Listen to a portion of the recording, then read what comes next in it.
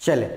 बात कर लेते हैं बच्चों अपने नेक्स्ट क्वेश्चन की। आज आप लोग ने बहुत मेहनत कर ली है,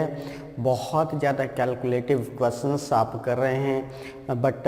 ऐसा मत सोचिएगा कि हम आपको बिल्कुल परेशान कर रहे हैं। ऐसे टफ क्वेश्चंस बच्चों, हम चाहते हैं कि आप अपने ज़िंदगी के ये जो जिस दौर में आप चल रहे हैं, 20, 19, 21 साल की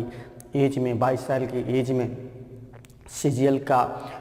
दिमाग में रख के चल रहे हैं कि हमको सीजीएल क्रैक ही करना है, एनी हाउ ऑफिसर बनना ही बनना है सेंट्रल गवर्नमेंट का। तो इसके लिए हम ये चाहते हैं कि इतनी मेहनत करो कि अपने आप को बिल्कुल निचोड़ लो, क्योंकि इसके बाद तो पूरी लाइफ आपको एंजॉय करना है, हर तरीके से एंजॉय करना है। ये दौर वो है जब आपको मेहनत करके दिखानी है, सिलेक्शन लेके दिखाना है। इसलिए मेरी खातिर इतना कर लो। तो चलिए पढ़ लेते हैं, अपना नेक्स्ट क्वेश्चन क्या है वो देखते हैं। A chord A B of length 16 centimetre is drawn on a circle of diameter 20 centimetre. एक कॉर्ड है, एक जीवा है A B of length 16 centimetre जिसकी लंबाई है 16 centimetre, is drawn on a circle of radius 20 centimetre, और ये 20 सेंटीमीटर डायमीटर व्यास वाले एक वृत्त पर खींची गई है। If tangents at A and B intersect each other at point P, A और B पर जो टेंजेंट हैं intersect each other at point P, ये P पर एक दूसरे को इंटरसेक्ट करती मिलती हैं। Find the length of PA। तो PA की लेंथ क्या है, चलिए देखते हैं। ये बच्चों कोई सर्कल है इस तरीके से, ऐसे ये सर्कल हो गया, ये सर्कल का सेंटर है। एक इस पर कॉर्ड हमने ले ली ए बी, ये कॉर्ड है ए बी। कौन सी कॉर्ड है, ए बी, ये ए बी जीवा है। एक स्पर्श रेखा ऐसे ए से जा रही है, ए पर स्पर्श करते हुए, एक स्पर्श रेखा ऐसे जा रही है बी पर स्पर्श करते हुए, और ये दोनों जो स्पर्श रेखा है, टेंजेंट हैं ए से और बी से जाने वाली, ये किस पॉइंट पर मीट कर रही हैं, पी पॉइंट पर। तो ये पॉइंट पी हो गया। ये सेंटर था आपका ओ, इससे ओ से पी को मिला दिया, है ना। तो ये कह रहा था if tangent at A and B intersect each other at point P, ये टेंजेंट एक दूसरे को कहाँ पर मिल रही थी, पी पर। सेंटर है ओ, एक काम करते हैं इससे, इसको अगर मिला दें तो ये क्या बनेगा, सर्कल की रेडियस। इधर ये भी क्या बनेगी, सर्कल की रेडियस। मीन्स ओ ए जो है, ओ ए इक्वल ओ बी, ये सर्कल की रेडियस है। और कितना है, सर्कल का डायमीटर 20 सेंटीमीटर दिया, तो रेडियस क्या हो जाएगी, 10 सेंटीमीटर। ये क्या हो गई, radius of circle, radius of circle. Clear है ना। चलिए अब इधर देखो बच्चों, इस पॉइंट का नाम हम लोग ले लेते हैं ए बी ओ, ये सपोज सी पॉइंट है। तो ये जो आपको दिख रहा है जो कॉर्ड है, कॉर्ड ये सेंटर से जब आप इस टेंजेंट को के इंटरसेक्शन पॉइंट को मिलाते हैं तो ये एंगल हमेशा क्या बनता है, 90 डिग्री बनता है। और 90 डिग्री बनने के साथ साथ ये कॉर्ड को दो पार्ट में डिवाइड कर देता है। क्यों, क्योंकि ये पॉइंट है कि सेंटर से किसी भी कॉर्ड पर जब परपेंडिकुलर ड्रॉ किया जाता है तो ये उस कॉर्ड को दो इक्वल पार्ट्स में डिवाइड कर देता है। तो अगर इस कॉर्ड की लेंथ कितनी थी, लेंथ ऑफ कॉर्ड है 16 सेंटीमीटर, लेंथ ऑफ कॉर्ड इस जीवा की लंबाई क्या है बच्चों, लेंथ ऑफ कॉर्ड है 16 सेंटीमीटर। देन 16 सेंटीमीटर को दो पार्ट में डिवाइड कर दिया ए सी और बी सी में। देन ए सी इक्वल बी सी होगा, ए सी इक्वल क्या होगा, बी सी, और ये क्या होगा, 8 सेंटीमीटर। मीन्स ये कितना होगा, 8 सेंटीमीटर होगा ना। चलिए ये 8 हो गया बच्चों, और तो कुछ दिया नहीं। चले एक काम करते हैं, यहाँ पर देखिए इस ट्रायंगल में ए सी ओ, इन ट्रायंगल ए सी ओ, इस ट्रायंगल में अगर हम बात करें तो ए ओ का स्क्वायर इक्वल क्या होगा, ए सी square plus O C square, ए सी square plus O C square, यही होगा ना, ए सी square plus O C square. अब वैल्यू रखेंगे ए ओ, ये क्या है सर्किल की रेडियस, और सर्किल की रेडियस बच्चों क्या है 10, 10 का स्क्वायर इक्वल ए सी हमारा कितना है, ए सी देखिए ए सी क्या लिखा हुआ है 8, तो ये क्या हो गया 8 का square plus O C square, तो ये हो जाएगा 10 का square means 100 equal 64 plus O C square, तो इससे ओ सी स्क्वायर इक्वल क्या हो जाएगा बच्चों 100 माइनस 64, 100 माइनस 64 दैट इज 36, तो इससे ओ सी की वैल्यू कितनी आ जाएगी बच्चों,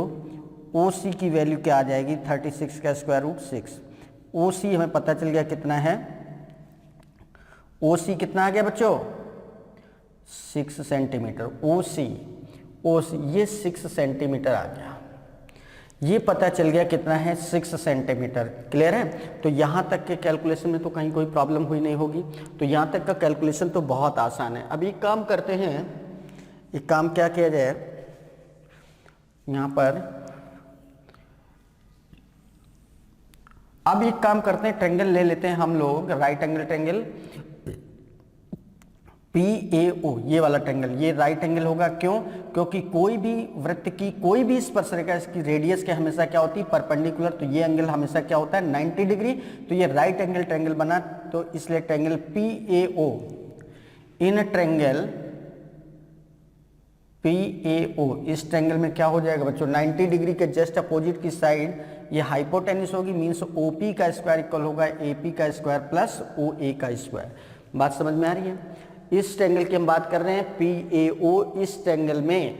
90 डिग्री का एंगल यहाँ पर बन रहा है, तो 90 डिग्री के जस्ट अपोजिट की साइड को हाइपोटेन्यूस कहते हैं, तो हाइपोटेन्यूस हमारा ये होगा, और पाइथागोरस थ्योरम के अकॉर्डिंग हाइपोटेन्यूस का स्क्वायर इक्वल क्या होता है इसका स्क्वायर प्लस इसका स्क्वायर, मीन्स इस ट्रेंगल में अगर हम बात कर ले तो OP स्क्वायर इक्वल क्या होगा बच्चों AP square plus AP square plus AO square होगा ना। अब वैल्यू रखो, तो OP कितना है, OP कैसे निकालेंगे, देखिए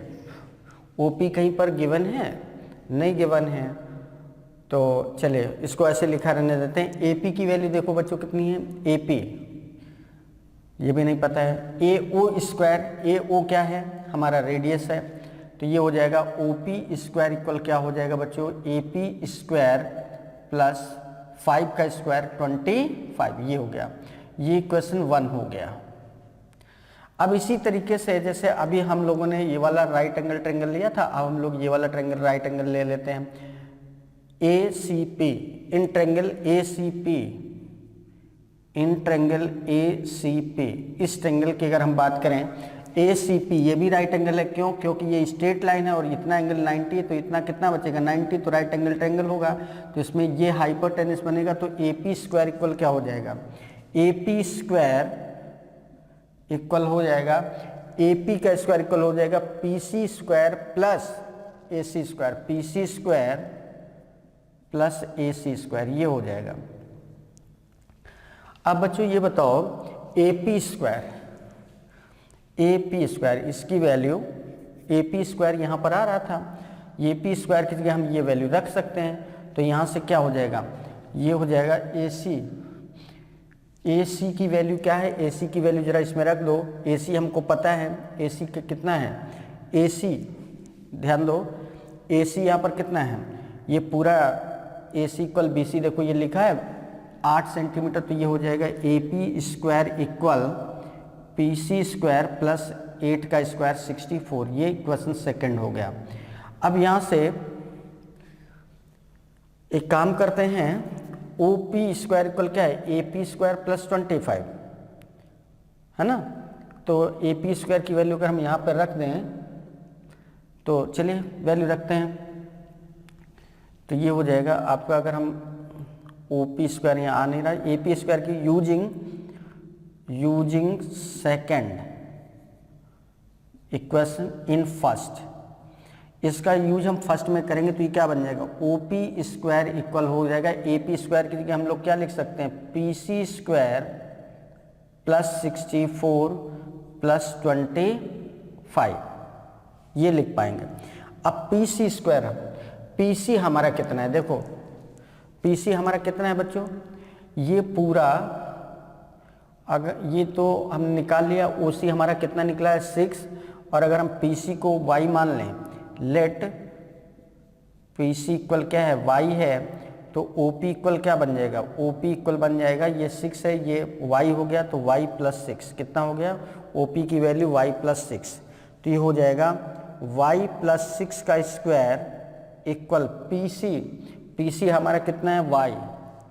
y का स्क्वायर प्लस ये क्या बन जाएगा 64 और 25, 64 और 25 89 बन जाएगा, कितना बन जाएगा 89। अब इसको ज़रा सॉल्व कर लेंगे, तो ये a प्लस बी का होल स्क्वायर का फॉर्मेट लिखा है, तो ये बन जाएगा y स्क्वायर प्लस 6 का स्क्वायर 36 प्लस 6 टू जा 12y इक्वल हो जाएगा y square plus 89। y square से y स्क्वायर कैंसिल हो जाएगा, तो 12y की वैल्यू बच्चों क्या आ जाएगी, 89 में से 36 माइनस कर देंगे, तो फाइनली कितना आ जाएगा, ये 9 माइनस 6 3, 8 माइनस 3 5, तो y की वैल्यू क्या आ जाएगी 53/12, y की वैल्यू क्या आ गई 53/12, और y क्या है PC हमारा क्या है y। अब इस ट्रायंगल में अगर हम बात करें तो इसमें AP स्क्वायर इक्वल क्या हो जाएगा, इन ट्रायंगल या y की वैल्यू, जो ट्रायंगल हमने लिया था ACP, ये जो ट्रायंगल था, इसमें देखिए इसमें ये आ गया था PC हमारा कितना y है, तो यहाँ पर हम y स्क्वायर की वैल्यू रख देंगे, तो AP square equal then from equation second,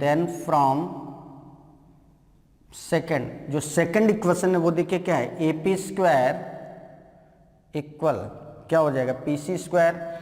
PC मतलब क्या है y ही तो है, और y की वैल्यू हमारी क्या आ चुकी है 53/12 का स्क्वायर प्लस 64, ये सॉल्व कर लेंगे तो कितना हो जाएगा AP स्क्वायर इक्वल आ जाएगा आपका 53 का स्क्वायर करेंगे तो ये हो जाएगा 53 इंटू 53 बच्चों कितना हो जाएगा 3 का स्क्वायर 09, 25 3 28, 2809 प्लस 12 इंटू 144 इंटू 64 करेंगे, 144 इंटू 64 अपॉन 12 का स्क्वायर 144, ये कर देंगे। तो इसको जब सॉल्व कर लेंगे बच्चों तो AP स्क्वायर इक्वल कितना हो जाएगा, इसको ज़रा सॉल्व करेंगे, एक कैलकुलेशन ये होगा, दूसरा कैलकुलेशन 144 इंटू 64 करेंगे तो कितना हो जाएगा 4 4 जा 16 मीन्स 6 1 14 चौको 56 1 57, 576 इंटू 6 4 जा 24 2 14 5 84 तो 86, ये हो जाएगा 6 7 4 11 5 6 11 1 1 2 और 8 1 9 2 1 6, तो 2809 प्लस 9216 अपॉन 144, तो ये AP स्क्वायर इक्वल कितना हो जाएगा, AP स्क्वायर इक्वल हो जाएगा 9615 मीन्स 5 1 1 2 2 8 10 2 9 11 12 12,025 अपॉन 144, ये आ जाएगा, है ना। तो इससे AP की वैल्यू बच्चों क्या आ जाएगी, AP की वैल्यू आ जाएगी आपकी, देखिए इसका स्क्वायर रूट ये हो जाएगा 5 और ये हो जाएगा आपका 10, है ना, अपॉन इसका 12, सॉल्व कर लेंगे तो कितना आ जाएगा 12 8 96, 12 8 96, 4 5 9 3/4 8.75 सेंटीमीटर, कितना आ जाएगा 8.75 सेंटीमीटर। तो इस तरीके से बच्चों इस क्वेश्चन का जो सही आंसर होगा वो कितना हो जाएगा 8.75 सेंटीमीटर। तो देखा आपने किस तरीके से इस क्वेश्चन को हम लोगों ने सॉल्व किया है, कैसे कैलकुलेट किया है, फिगर कैसे ड्रॉ किया और इसके बाद हम लोगों ने इसको कैसे कैलकुलेट किया, कहाँ पर हमने किस जगह पे इक्वेशन 1 बनाया, कैसे इक्वेशन 1 बना, इक्वेशन सेकंड किस एंगल से बना, फिर आगे चल के हमने इक्वेशन सेकंड का इक्वेशन फर्स्ट में यूज किया है। इस तरीके से इस क्वेश्चन को फाइनली सॉल्व करके इसका आंसर किया गया।